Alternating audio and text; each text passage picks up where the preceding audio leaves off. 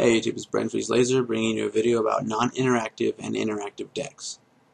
Now, what do these words mean, non-interactive and interactive? Well, in the Yu-Gi world, essentially what they mean is non-interactive is pretty much OTK or FTK or something like that. And interactive is basically every other deck, essentially. Now, what I mean by this is non-interactive is something where the deck has a point A to point B goal. And a good example of this right now is Final Countdown. Final Countdown's point A to point B is Final Countdown. You want to just get your Final Countdown off, keep yourself alive. You don't care about fighting your opponent.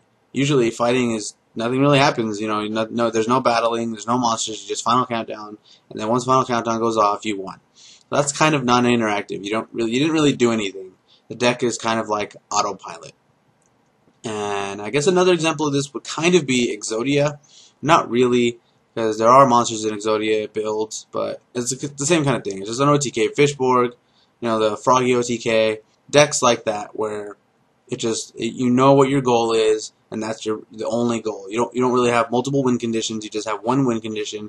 You know, chain strike deck. Yeah, there's a lot of chaining going on, but the deck is basically just trying to burn you out. And the other deck type is interactive. Now this deck type I like the most. This is the deck type that usually has the most fun videos, the most fun, you know, to watch in person, the most fun to it's just more fun.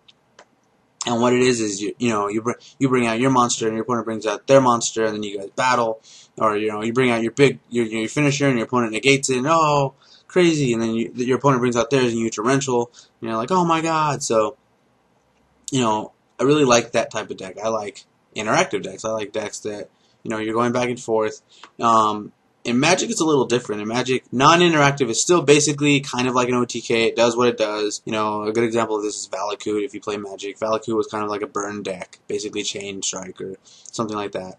And, you know, once it got off, once it did what it was supposed to do, you were basically screwed. You were going to get burned to death. Interactive deck in Magic is a little different than Yu-Gi-Oh! Because there isn't really control decks in Yu-Gi-Oh! You know, like there used to be with, you know, hand disruption and stuff like that. But a good example of an interactive deck would be, you know, blue-white control when that was really big and Jace was still out, or Bant control or whatever. You know, you have an answer for all your opponent's stuff. So you're basically sitting there and they play a card and you go no, and they're like okay. So they bring out another card and you're like, you know, I'll let that slide because I think you have something else that I want to stop. That's interaction. You know, you're interacting with your opponent. You know, stuff like that. So I think that interactive is a far superior deck type than non-interactive, but that's my opinion. And in the response box below, let me know what you guys like to play. Do you guys like to play the OTK non-interactive decks, or do you guys like to play the battle it out, epic, you know, fight to the death interactive decks?